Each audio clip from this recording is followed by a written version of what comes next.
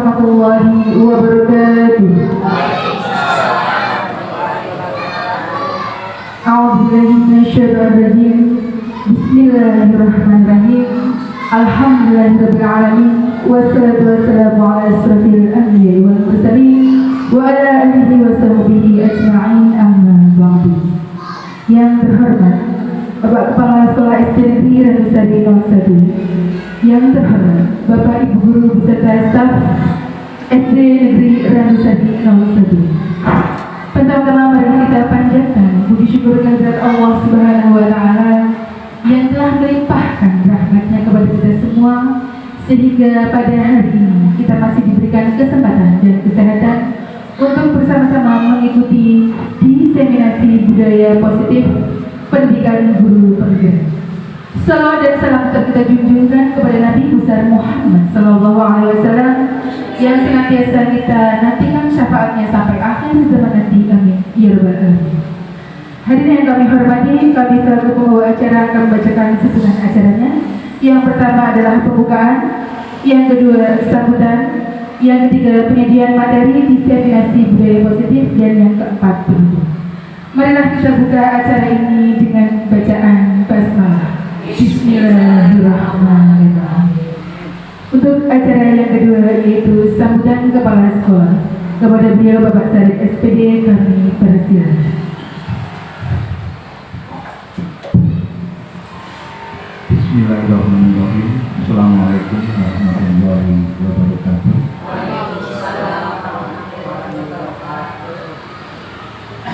Yang saya hormati Pak Teguh dan Bu Winda selaku CGP, yang kami hormati Bapak dan Ibu Guru peserta diseminasi. Mari kita untuk selalu memanjatkan puji syukur kehadirat Allah Subhanahu wa Ta'ala yang telah melimpahkan rahmat kepada kita semua. Alhamdulillah, pada hari ini kita semua dapat berkumpul untuk mengikuti diseminasi budaya positif dari dua orang CGP dalam keadaan sehat walafiat. Salawat beserta salam kami sampaikan kepada junjungan kita Nabi Muhammad Sallallahu Alaihi Wasallam. Yang pertama, saya sampaikan terima kasih kepada Pak Teguh dan Mbak Winda yang pada hari ini melaksanakan diseminasi di mana akan berbagi tentang budaya positif. Mudah-mudahan apa yang nanti akan disampaikan oleh beliau berdua bisa diikuti dengan sebaik-baiknya oleh Bapak Ibu sekalian, bisa diambil hikmahnya dari segi positifnya. Mudah-mudahan dari kedua guru yang melaksanakan diseminasi akan berdampak kepada semua guru yang ada di SD Negeri Randusari 1. Sekali lagi, oleh sebab itu kami berpesan monggo untuk bisa diikuti acara ini dengan sebaik-baiknya, disimak dengan secermat-cermatnya hal-hal positif mana yang bisa kita terapkan untuk perkembangan lebih lanjut pada SD Negeri Randusari 01. Hadirnya calon guru penggerak di SD Negeri Randusari 1 jelas membawa positif.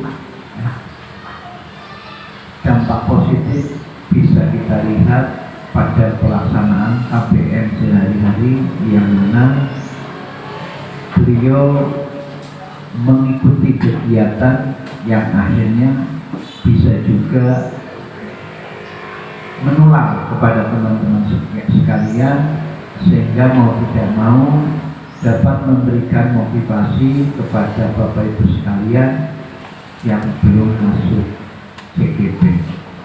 Harapan saya selaku kepala sekolah, mudah-mudahan Bapak Ibu sekalian yang masih memenuhi syarat untuk bisa mengikuti seleksi CGP, monggo saya berikan peluang untuk bisa memanfaatkan kesempatan yang ada agar Bapak Ibu sekalian bisa mengikuti pendidikan calon penggerak. Harapan kami dengan banyaknya guru penggerak di SD Ramzali 1 secara otomatis akan berdampak kepada lembaga SD Negeri Ramzali 1, terutama Bapak Ibu guru dalam melaksanakan pembelajaran. Mau tidak mau, seorang guru penggerak harus banyak inovasi, harus banyak kreasi yang bisa diterapkan kepada anak didik kita, terutama dalam hal-hal pembelajaran, perubahan mindset guru, dan budaya positif yang perlu dikembangkan di SD Ramzali 1. Sekali lagi saya ucapkan selamat kepada Bapak Teguh dan Ibu Winda untuk bisa menjalankan diseminasi dengan sebaik-baiknya, dan insya Allah dapat menyelesaikan program guru penggerak yang diikutinya dengan tepat waktu. Sekali lagi saya juga terima kasih atas bantuan dari teman-teman semua, atas kerjasamanya. Mari kita untuk selalu saling mendukung, siapapun yang memerlukan dukungan dari sesama kita, mari kita berikan dukungan dengan sebaik-baiknya. Itu saja mungkin yang dapat kami sampaikan, kurang lebihnya mohon maaf. Billahi taufiq wal hidayah. Wassalamualaikum warahmatullahi wabarakatuh. Waalaikumsalam. Terima kasih kami sampaikan kepada beliau atas sambutan dan motivasi. Untuk acara yang ketiga, yaitu penyampaian materi diseminasi budaya positif yang akan disampaikan oleh Pak Teguh dan Bu Winda. Kepada beliau kami persilakan.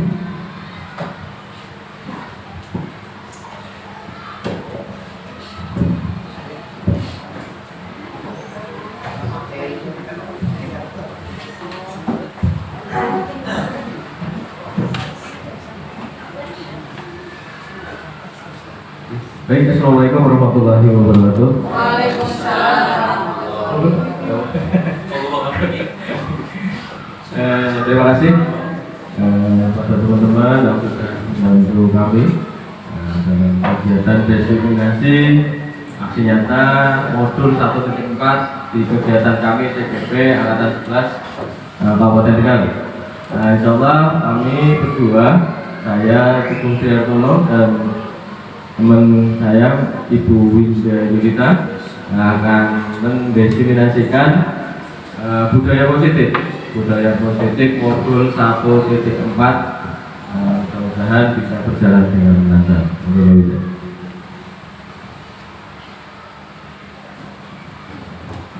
Bapak Ibu, untuk materi budaya positif hari ini itu ada 6. Yang pertama, disiplin positif dan nilai-nilai kebajikan universal, teori motivasi, hukuman dan penghargaan, kemudian restitusi, keyakinan kelas, kebutuhan dasar manusia dan dunia berkualitas, 5 posisi kontrol dan segitiga restitusi.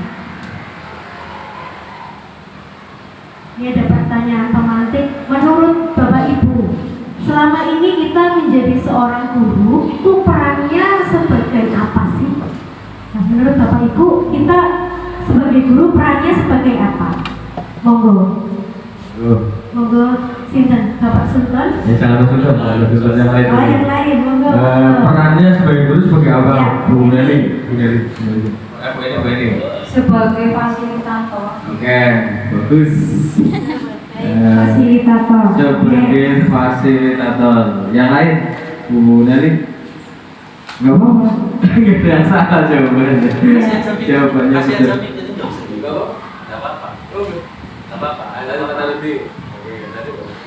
Selain tadi disebutkan guru adalah fasilitator di dalam kegiatan belajar mengajar anak, yang jelas juga tugas guru adalah ngomong atau among siswa supaya menjadi anak-anak yang sesuai atau teratur di dalam kehidupan berkelanjutan. Demikian. Terima kasih Pak. Nah, ada lagi Bu ini coba. Nggak apa? Ya Bu ini. Nah, nanti Bu Haji. Menurut saya guru itu juga bisa sebagai selain fasilitator juga sebagai motivator, memotivasi anak supaya selalu semangat dalam belajar, terus bisa berbuat praktek baik. Ya, terima kasih Ibu ini. Nah, Bu Evi, Boleh menambahkan? Ya. Kalau tadi sudah ada sebagai fasilitator, terus kata Pak Tarubi sebagai among ya, Bu ini sebagai motivator. Menurut saya juga sebagai selain mengajar, mendidik, membimbing, juga sebagai inspirator, menginspirasi anak didik kita sebagai teladan dan contoh yang baik untuk anak-anak kita. terima kasih. Untuk Bapak. Ya, terima kasih. Peranan seorang guru, kalau boleh kita bedakan, ada paradigma lama di mana peranan guru itu hanya berfungsi untuk menyampaikan pelajaran. Jadi seolah-olah pelajaran selesai, maka tugas guru itu selesai. Berkembangnya waktu, maka seperti yang teman-teman bisa disampaikan, itulah fungsi guru yang baru. Kami hanya bisa menambahi, selain tadi ada sebagai motivator, sebagai apa? Fasilitator, ya, kemudian inspirator, juga bisa sebagai moderator, dan juga bisa menjadi teman atau sahabat dari anak. Itu mungkin tambahan dari saya. Terima kasih. Maka Bapak. Ada lagi Ibu, Bapak? Sudah, ya memang benar kita sebagai guru itu perannya sangat banyak ya. Kita harus multitasking, kita harus bisa segala hal. Nah ini menurut Ki Hajar Dewantara bahwa seorang guru itu diibaratkan sebagai seorang petani yang memiliki peranan penting untuk menjadikan tanamannya tumbuh subur. Pendidik hanya dapat menuntun tumbuhnya padi. Ia dapat memperbaiki kondisi tanah, memelihara tanaman padi, memberi pupuk dan air, membasmi ulat-ulat atau jamur-jamur yang mengganggu hidup tanaman padi, dan lain sebagainya. Artinya seorang guru itu perlu mengusahakan agar sekolah menjadi sebuah lingkungan yang menyenangkan, aman, nyaman untuk bertumbuh, serta dapat menjaga dan melindungi setiap murid dari hal-hal yang kurang bermanfaat atau bahkan mengganggu perkembangan potensi murid. Baik, tanggung jawab seorang guru adalah bagaimana menciptakan suatu lingkungan positif yang terdiri dari warga sekolah yang saling mendukung, saling belajar, saling bekerja sama, sehingga tercipta kebiasaan baik.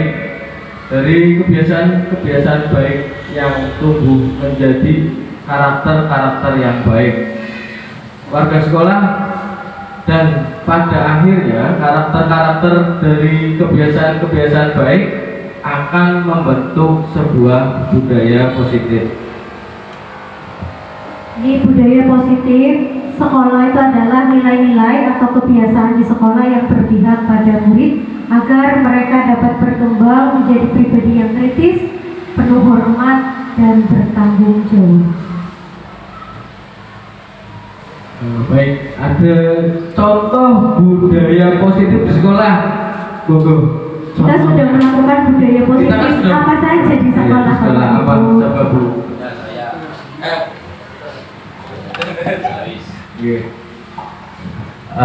Di SD Nusari banyak sekali budaya positif yang sudah ditanamkan dan dilaksanakan, seperti pagi-pagi itu ada 5S menyambut siswa, kemudian juga pelaksanaan seperti gerakan pungut sampah, kemudian ketika sebelum masuk itu tertib untuk baris berbaris, kemudian membaca surat pendek dan banyak lagi yang lain. Mungkin para teman banyak yang bisa mengenal. Lanjut apa? Ini masih banyak ya budaya-budaya positif di lingkungan SD Nusari 1. Yang sudah ada di Nusari 1. Iya, kebiasaan keagamaan. Pengajian Ya, kami tambahkan lagi yang sudah berjalan bahkan sudah cukup lama itu budaya positif di SD Nusari 01 itu setiap hari Jumat Kliwon itu selalu diadakan pengajian dengan pembacaan surat Yasin, tahlil, dan doa bersama. Ini merupakan budaya yang positif yang ada dan sesuai dengan karakter lingkungan di desa Randusari. Demikian, terima kasih. Ya, terus itulah tadi budaya-budaya positif yang sudah berjalan di SD kita. Disiplin positif dan nilai-nilai kebijakan universal. Untuk membangun budaya positif, sekolah perlu menyediakan lingkungan yang positif, aman dan nyaman agar murid-murid mampu berpikir dan bertindak dan mencipta dengan merdeka mandiri dan bertanggung jawab. Lazimnya disiplin dikaitkan dengan kontrol. Dalam hal ini, kontrol guru untuk menghadapi murid. Ini ada satu peragaan. Ini ada contoh ya, contoh budaya positif. Anda dan teman Anda akan melakukan kegiatan cobalah buka tangan. Anda adalah A. Tugas Anda adalah mengepalkan salah satu tangan Anda. Coba jadikan semuanya mengepalkan tangan salah satu tangan Anda. Satu saja. Coba Anda bayangkan bahwa Anda menyimpan sesuatu yang sangat berharga di dalam kepala tangan Anda. Ya. Anda perlu menjaga benda tersebut sekuat tenaga karena begitu pentingnya untuk kehidupan Anda. Tugas rekan Anda, yaitu yang B berarti sebelahnya adalah mencoba Membuka. dengan segala cara untuk membuka kepala tangan Anda. Teman Anda yang B yang sebelahnya boleh membujuk, menghardik, mengintimidasi, memarahi, menggoda, menggelitik, bahkan menawari Anda uang agar Anda bersedia membuka kepala tangan Anda.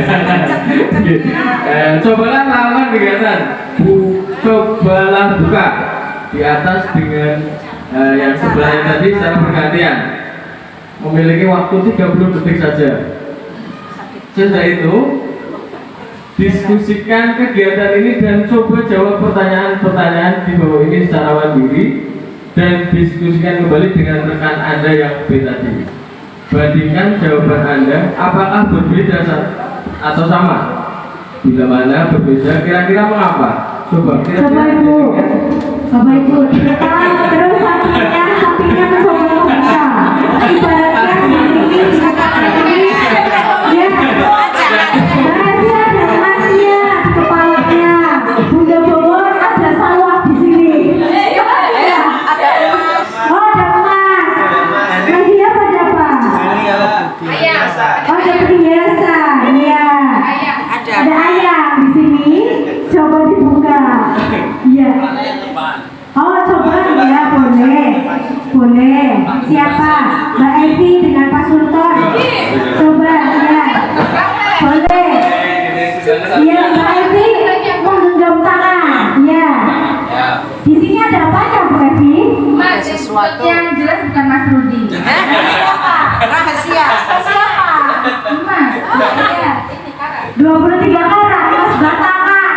Ini kita bicara berarti mungkin saja antara guru dengan siswa, bukan antar sejawat. Ini contoh saja. Iya. Saya lebih tua, Oh, ini aku siswa. bukan dong? Gak mau. Kurang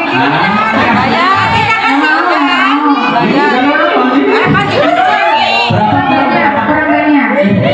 Berapa banyak? Gak mau. Dengan orang tua harus nurut. Gak mau. Harus Ini mau. adalah barang berharga saya. Ini harganya 200 juta.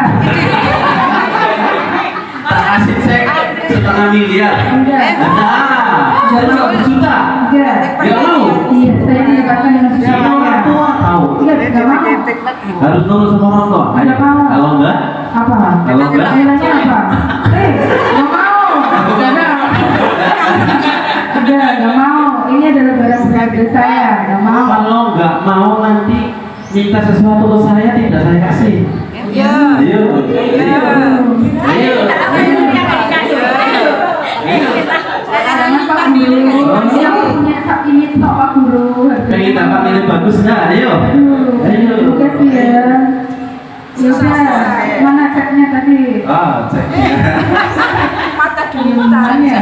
Ini ceknya. Dibuka udah.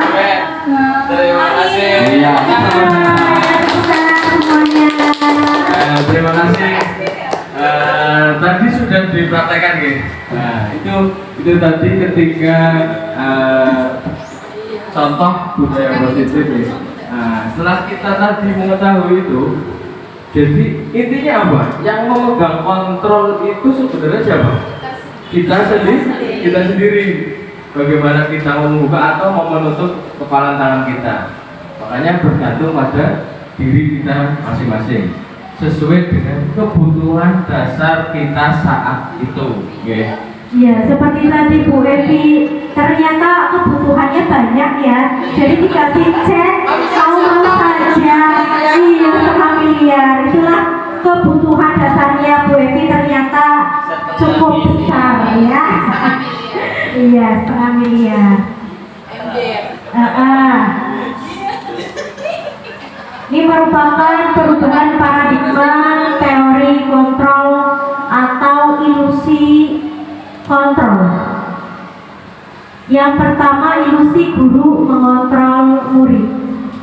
Seperti tadi, mereka sebenarnya dapat memilih mau atau tidak mau dikontrol. Jika mau, karena mereka mengizinkan kita dirinya dikontrol atau sebaliknya. Kemudian ilusi bahwa semua penguatan positif, efektif, dan bermanfaat. Dalam jangka waktu tertentu, kemungkinan murid tersebut akan menyadarinya dan mencoba untuk menolak bujukan kita, atau bisa jadi murid tersebut menjadi tergantung pada pendapat sang guru untuk berusaha. Ilusi bahwa kritik dan membuat orang merasa bersalah dapat menguatkan karakter. Ini menggunakan kritik dan rasa bersalah untuk mengontrol murid menuju pada identitas gagal. Mereka belajar untuk merasa buruk tentang diri mereka. Kemudian ilusi bahwa orang dewasa memiliki hak untuk memaksa. Ini apa makna disiplin menurut Bapak Ibu? Disiplin itu apa sih? Disiplin apa? Menurut jenengan. Jadi, monggo, sudah lihat sendiri ya. Disiplin apa? Disiplin, ya oke Mas ya. Ya, menurut saya disiplin itu murid melakukan atau menjalankan peraturan yang ada di kelas. Jadi tidak keluar dari peraturan. Contoh, ketika ada aturan untuk setiap kelas itu bersih, maka murid akan melaksanakan. Mungkin itu menurut saya disiplin. Terima kasih kurang. Yang lain, Bu Bawa coba dulu kalau Bu. Enggak apa-apa, Bu.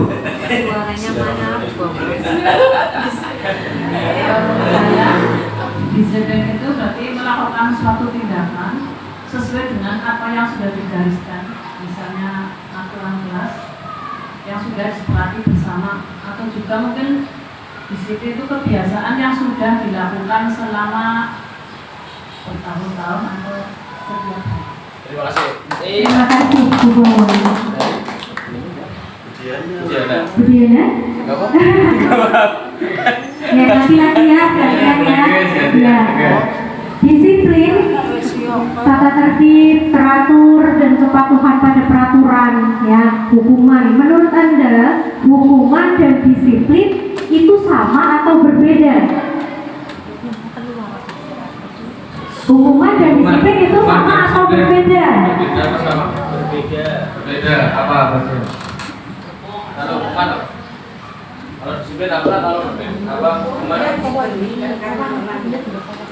Menurut saya berbeda. Kalau disiplin itu seperti yang tadi saya sampaikan, lebih ke menjalankan peraturan. Tapi kalau hukuman itu lebih kayak si murid itu disuruh atau mendapatkan sebuah kerjaan dari seseorang. Mungkin seperti itu. Iya, terima kasih Pak Sihan. Ya, betul sekali, padahal itu sungguh berbeda, karena belajar tentang disiplin positif tidak harus dengan memberikan hukuman. Justru itu adalah salah satu alternatif terakhir dan bila perlu tidak digunakan lagi sama sekali. Dalam budaya kita, makna kata disiplin dimaknai dengan suatu yang dilakukan seseorang pada orang lain untuk mendapatkan kepatuhan. Kita cenderung menghubungkan kata disiplin dengan ketidaknyamanan.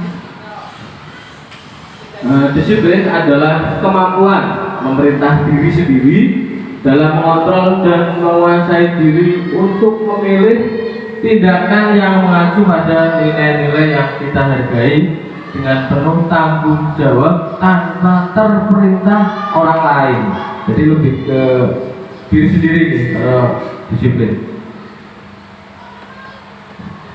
Merdeka menurut Ki Hajar Dewantara, merdeka itu artinya tidak hanya terlepas dari perintah, akan tetapi juga cakap untuk memerintah diri sendiri.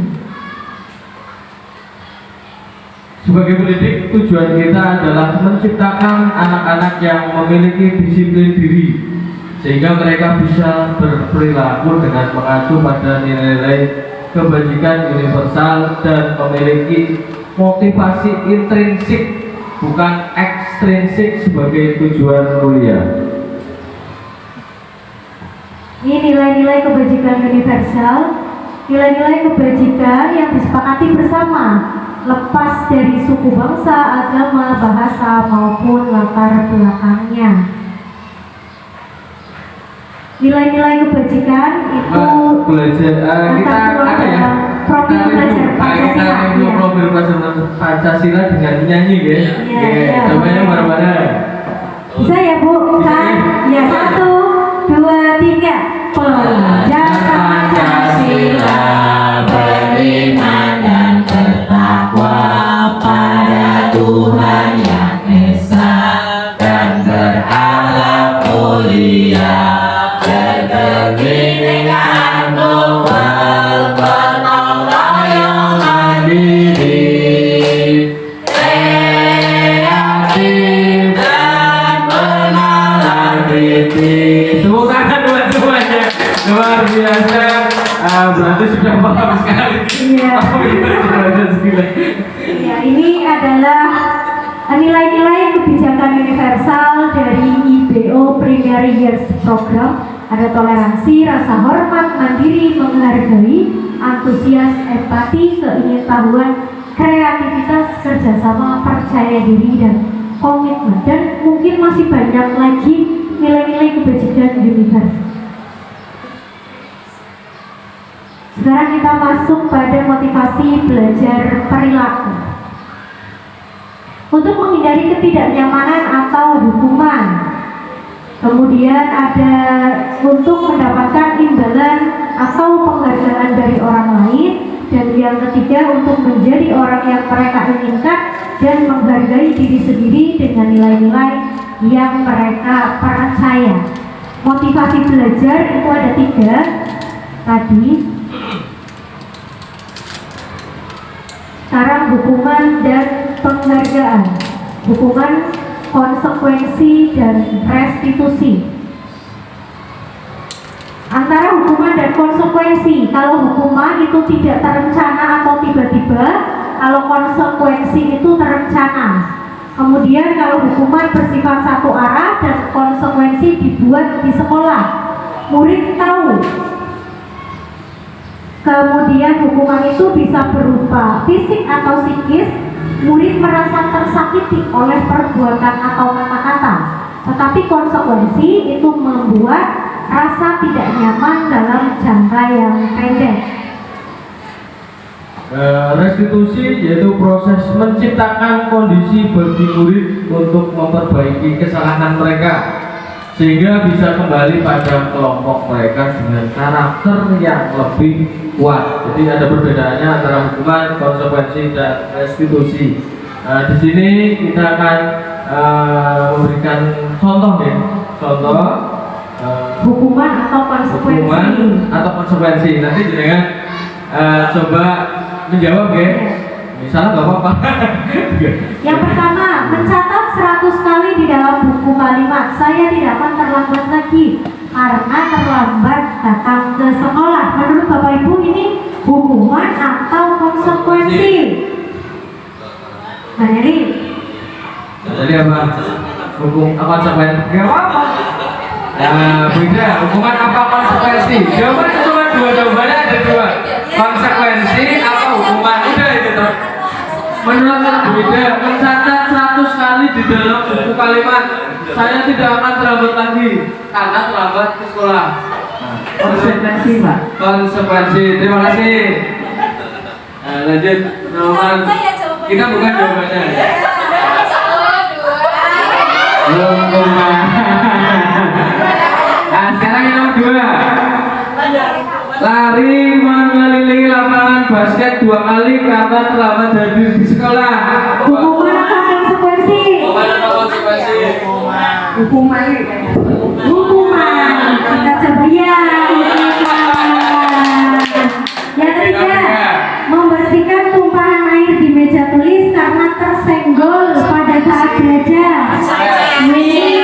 Konsekuensi. Coba kita buka. Yang keempat, murid diminta untuk push up 15 kali karena tidak menggunakan masker. Hukuman. Hukuman. Betul. Coba kita lihat. Hukuman. Iya, menggantikan kertas tugas teman yang telah dicoret-coret. Bu Neri, coba. Oh, ke bawah ya. Konsekuensi. Coba kita lihat. Sudah termasuk ya, Bapak Ibu. Iya, ini Pak Teguh. Di sini ada kasus nih, dihukum oleh penghargaan. Nah, soal cerita, Ibu Anas, guru kelas 2 SD, mendapatkan masalah. Murid-muridnya tidak bisa tertib berdiri antri di depan pintu kelas dan selalu berputar masuk ke dalam kelas setelah jam istirahat usai. Ini tentunya sangat mengganggu proses pembelajaran, di mana kelas tidak dapat mulai tepat waktu karena Ibu Anas sibuk menenangkan murid-muridnya untuk waktu cukup lama. Akhirnya Bu Anas berpikir cepat dan mengandalkan stiker bintang. Setiap murid-muridnya yang akan masuk kelas usai jam istirahat, Bu Anas akan mengiming-imingi muridnya dengan stiker bintang. Siapa yang dapat berdiri lurus dan berbaris rapi antri di depan pintu dapat bintang dari Bu Anas. Sebagian besar muridnya menyambut tantangan tersebut dan langsung berdiri rapi di depan pintu agar mendapatkan stiker bintang. Hal ini terus dilakukan Bu Anas selama beberapa minggu karena cukup berhasil membuat murid-muridnya berdiri rapi antri di depan pintu. Sampai pada suatu saat Bu Anas sakit dan terpaksa digantikan Pak Heru. Pak Heru tidak mengetahui tentang stiker bintang dan benar saja pada saat masuk ke kelas usai jam istirahat, murid-murid kelas 2 kembali berebut masuk kelas. Apa yang terjadi? Mengapa? Menurut jenengan kenapa? Kenapa siswanya jadi seperti itu lagi? Iya. Monggo. Ada yang mau jawab? Iya, Pak Sultan. Terima kasih. Tadi cerita Bu Anas melihat anak-anaknya ribut mau masuk, secara cepat dia berpikir bagaimana caranya biar anak itu tertib, maka dia mengiming-imingi muridnya agar bisa masuk tertib. Nanti akan diberi stiker bintang ya, bukan binatang ya, bintang. Siapa yang dapat berdiri lurus dan berbaris rapi, dan itu dapat bintang dari Bu Anas. Jadi kalau Bu Anasnya itu dia setiap hari standby, kemudian memberikan bintang, tentunya anak-anak itu akan nurut, dia akan mendapatkan penghargaan soalnya. Dia ketergantungan. Tapi kalau umpamanya tidak hadir guru lain yang menggantikan Pak Heru akan bingung caranya bagaimana biar anak-anak itu masuk tertib. Tentunya anak-anak akan tetap berebut masuk tidak tertib. Mengapa? Karena terbiasa mendapatkan penghargaan berupa stiker untuk bisa masuk ke kelas. Demikian. Terima kasih Pak Sultan. Tepuk tangan. Tangan untuk kelas Nikon, betul sekali. Karena sudah terbiasa seperti itu. Oke. Nah, ini bahwa penghargaan itu berlaku sama dengan hukuman. Dalam arti meminta atau membujuk seseorang melakukan sesuatu untuk memenuhi suatu tujuan tertentu dari orang yang meminta. Dorongannya itu eksternal dan akan ada faktor ketergantungan, beberapa dampak dari pemberian penghargaan. Jadi dorongannya itu dari luar, bukan dari dalam dirinya sendiri ingin tertib, ingin rapi. Pengaruh jangka pendek dan jangka panjang. Efektif jangka pendek jika dalam waktu panjang tidak baik karena akan kehilangan motivasi dari dalam.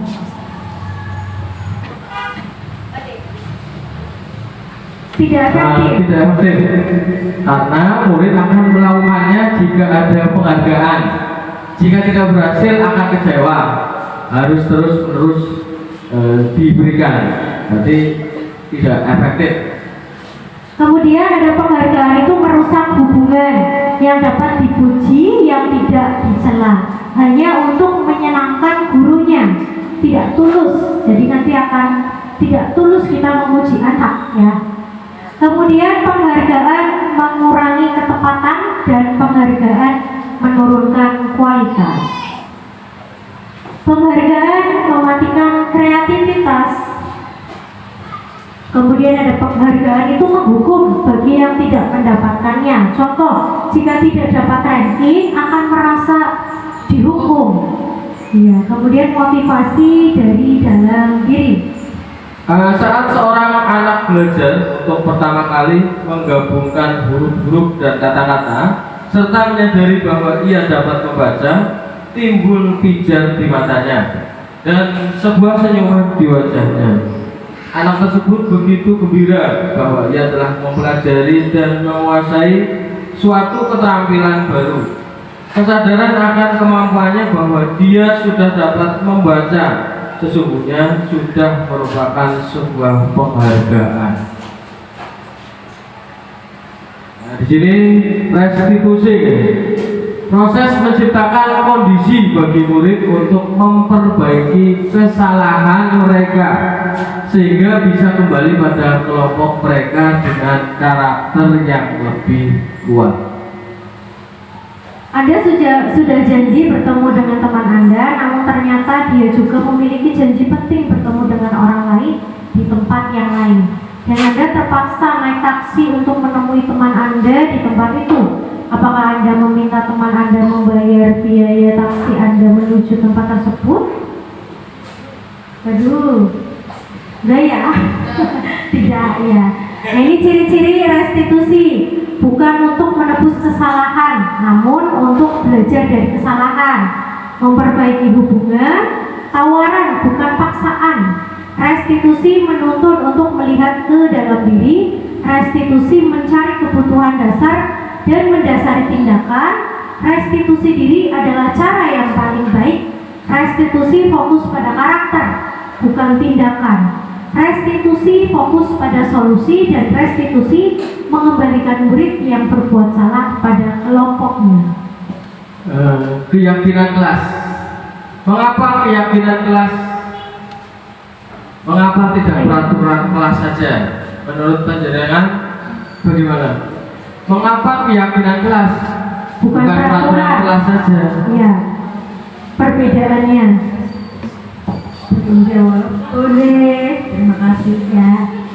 Perbedaan keyakinan kelas dan Peraturan kelas. Peraturan. kelas. Kalau peraturan kelas itu biasanya yang membuat guru.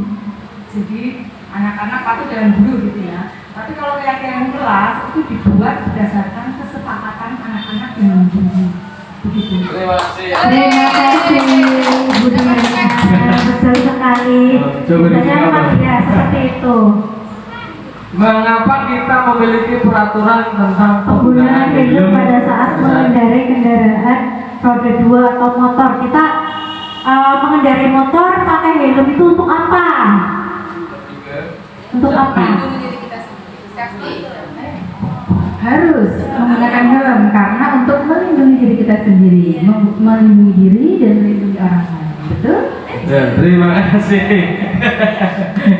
Ya, keyakinan kelas adalah sesuatu yang diyakini bersama yang berasal dari penyatuan pikiran untuk menjadi nilai-nilai kebaikan untuk diturunkan di kelas-kelas.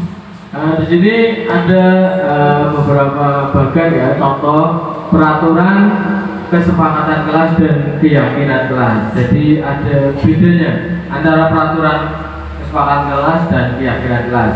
Contoh nomor 1 di peraturan, selalu kembalikan buku ke tempatnya. Itu kalau peraturan. Kalau kesepakatan kelas, mengembalikan buku pada tempatnya. Nah, lebih diperbaiki lagi di keyakinan kelas, tanggung jawab. Jadi tanggung jawab itu biasanya itu mengembalikan buku pada tempatnya. Terus dilarang mengganggu orang lain pakai peraturan. Di kesepakatan kelas, menghargai dan menghormati orang lain. Keyakinan kelasnya berarti menghormati orang lain. Terus di peraturan harus hadir di sekolah 15 menit sebelum pembelajaran dimulai. Kesepakatan kelasnya hadir di sekolah 15 menit sebelum pembelajaran dimulai. Keyakinannya berarti menghormati orang lain dan berkomitmen. Di peraturan dilarang melakukan kekerasan. Kesepakatan kelasnya mengutamakan perdamaian.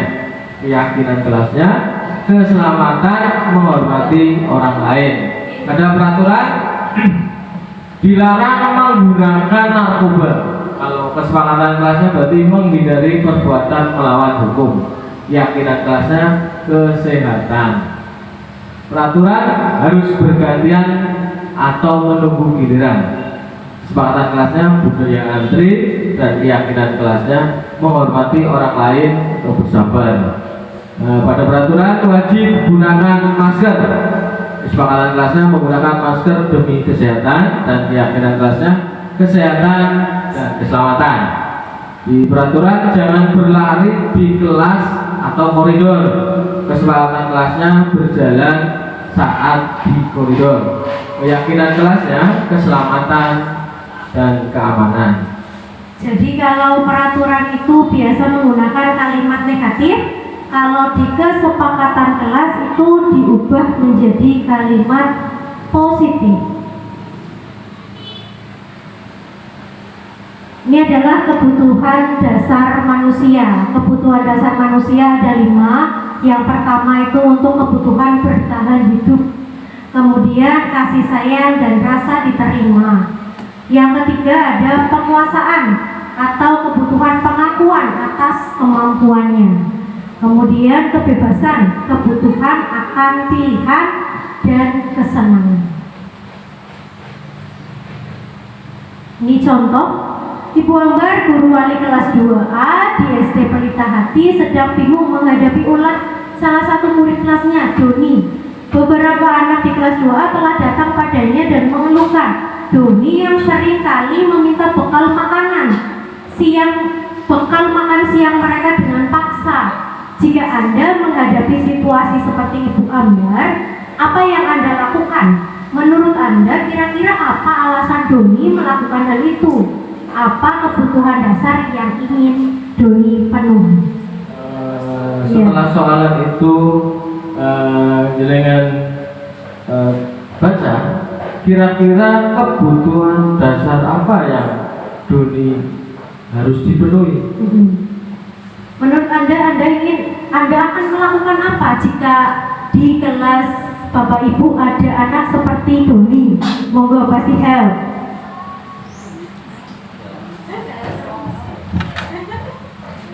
Ya, kebutuhan dasar yang ia ingin penuhi, ya, yang Doni alasan Doni melakukan hal itu mungkin karena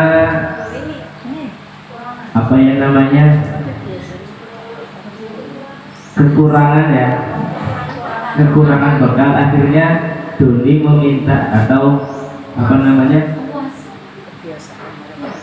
sering membawa, jadi mungkin seperti itulah kira-kira. Terima kasih. Tangan. Iya. Iya. Apa kebutuhan dasar yang ia penuhi? Berarti apa? Masih kebutuhan hidup ya, kekurangan makan. Kebutuhan hidup. Iya. Kita masuk di posisi kontrol. Posisi kontrol ada 5, guru sebagai penghukum, guru sebagai pembuat rasa bersalah, guru sebagai teman, guru sebagai pemantau, dan guru sebagai manajer. Lanjut ya. Lanjut ke segitiga restitusi. Pada segitiga restitusi itu ada 3: validasi tindakan yang salah, menanyakan keyakinan, dan menstabilkan identitas. Di mana pada validasi tindakan yang salah pada segitiga restitusi, contohnya gini: ketika dengan sebagai guru melakukan segitiga restitusi dengan cara memvalidasi tindakan yang salah itu, contoh kata-katanya begini: kamu tentu punya alasan mengapa melakukan itu. Adakah cara yang lebih efektif untuk mendapatkan apa yang kamu butuhkan? Itu kata-kata seorang guru ketika memvalidasi tindakan yang salah dengan segitiga restitusi. Dengan yang satunya menanyakan keyakinan. Contohnya gini: keyakinan kelas apa yang telah kita sepakati? Terus kamu ingin menjadi orang yang seperti apa? Itu menanyakan keyakinan. Untuk menstabilkan identitas, biasanya guru itu membuat kata-kata begini: setiap orang pasti pernah melakukan kesalahan. Terus kamu bukan satu-satunya yang pernah melakukan ini. Jadi di dalam segitiga restitusi itu ada 3: validasi tindakan yang salah, menanyakan keyakinan, dan menstabilkan identitas. Ya, atau bisa muter, menstabilkan identitas dulu, kemudian validasi tindakan yang salah, menanyakan keyakinan. Jadi kalau ada kasus di kelas Bapak Ibu, jangan langsung menghukum anak. Kita melakukan segitiga restitusi dulu, menanyakan kepada anak dengan ini, segitiga restitusi.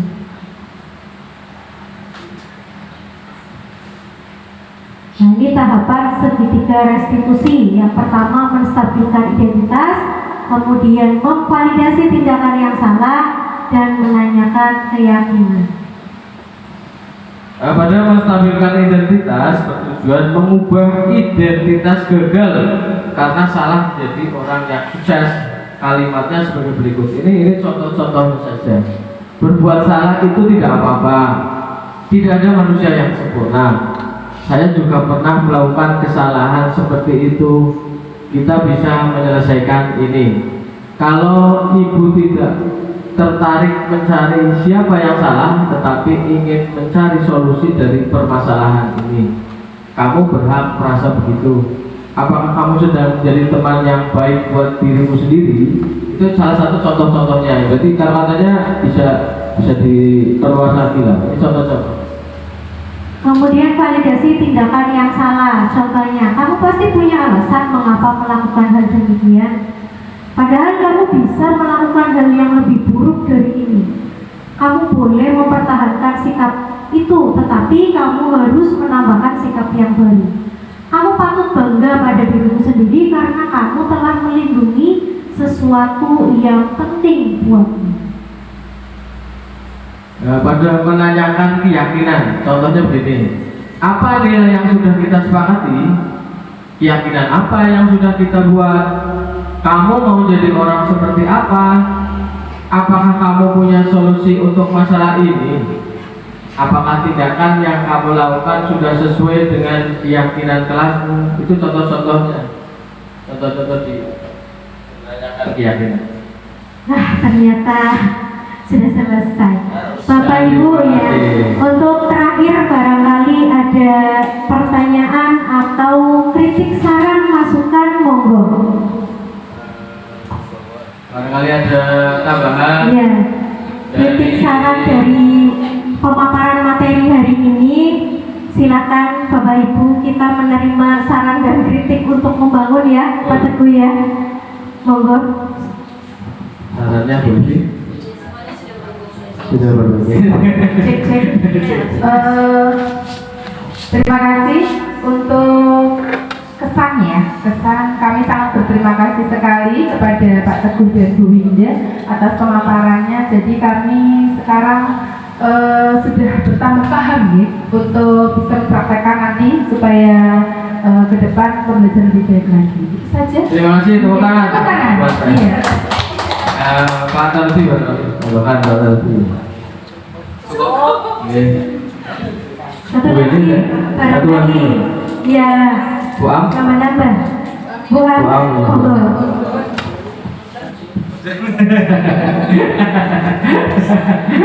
Gak apa-apa, Bunda Bawon ingin menyampaikan itunya.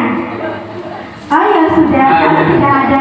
Untuk terakhir, karena ini terakhir, kita ice breaking, harusnya breaking. Saya sedikit depan, tapi karena tadi ini kita sedikit belakang, apa ya? Biar nggak tegang. Tadi kan kita tegang. Selama satu jam kita tegang, kita coba biar nggak tegang. Di sini ada pertanyaan-pertanyaan yang mudah sebenarnya. Tapi kadang-kadang dijawabnya salah. Coba pertanyaan Bunda. Lagi. Lampu-lampu apa yang ada di persimpangan jalan? Lampu apa yang ada di persimpangan jalan? Lampu merah. Bu Nelly. Lampu merah, Babi. Lampu merah, Bu Diana. Lampu lalu lintas. Ini lampu apa yang ada di persimpangan jalan? Lampu light. Aku. Ya, Bu. Apa terusin? Lampu motor, lampu mobil, lampu sepeda. Lampu Lampu. Oke, juga boleh. Yang betul adalah Lagi. lampu merah, kuning. yang saya lampu merah sama lampu merah dulu. Iya. Lagi. Sekarang Ban becak ada berapa, Bu? ban becak ada berapa? Sekarang 3. Bentor ya. 3. Tiga. Ya, 1. Satu. Oke. Satu. Ban becak ada jawabannya dengan 3 kan? Tiga kan? Salah, yang betul itu 6. 3 badalah, 3 badalah.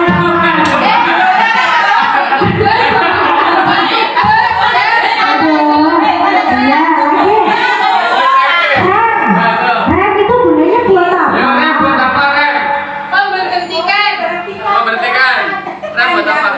Tanda berhenti. Rem buat Ya berhenti. berhenti. Rem. Mandek. Mandek. Ya. Iya. Sama. Sama. Ya buat berhenti ya. Buat ngebut. Coba kalau nggak ada rem, Rosi juga nggak ada ngebut. Rem itu buat ngebut. Coba kalau nggak ada rem, Rosi nggak bakalan berani ngebut, ya kan? Coba kalau nggak ada coba.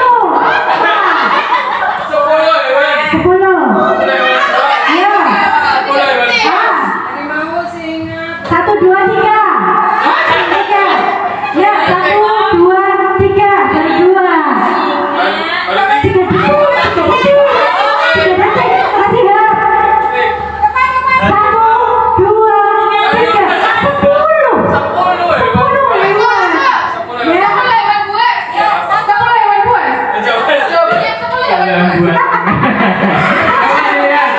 Nah, itu 5 macan, 5 singa.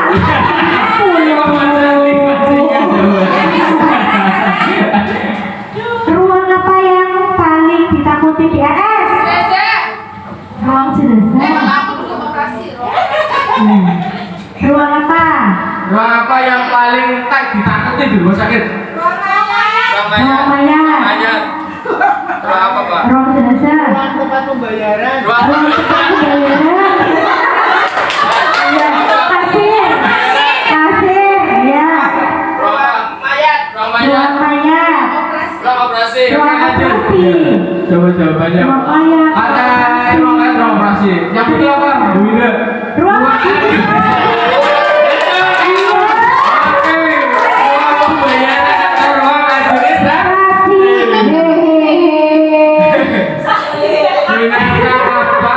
jago berenang. apa? Ikan. Kura-kura. Semut. Yang jago. Bebek. Bebek. Iya. Bebek. Angsa. Angsa.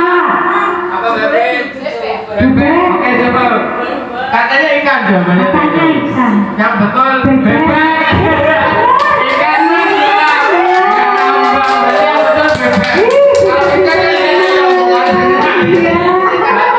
ikan jika seekor kuda menghadap barat laut, Dia menghadap mana? jika seekor kuda menghadap barat Barat laut, laut, ekornya menghadap kemana? Ke bawah. Ke Ekornya bawah. ke belakang. Ke belakang. Ingat, Jangan. mungkin barat laut ekornya menghadap Kemana Bu? barat. Ke bawah. Timur. Timur. Yang betul apa ya? Tenggara, timur, laut, barat, daya. Ternyata ke Ke bawah. bawah.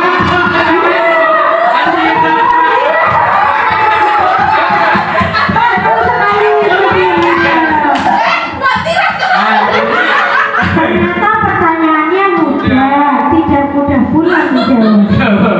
Oke, terima kasih semuanya. Sekali BSI. Tepuk tangan dulu untuk kita semua. Iya. Cepat. Salut. Terima kasih Bapak Ibu telah dapat hadir di aksi nyata kita ya di forum ini. Masih menanggapi saja. Iya, iya cukup. Masih mau lagi? Masih mau? Iya, sampai sore. Iya, kalau masih mau, ayo kita lagi. Sudah cukup ya, cukup ya. Iya. Terima kasih atas waktunya Bapak Ibu. Materi disiplin atau budaya positif telah kita sampaikan, mudah-mudahan bermanfaat dan dapat dipraktekkan di kelas masing-masing ataupun di lingkungan sekolah kita. Terima kasih teman-teman. Nanti ditutup oleh Bu Wacan.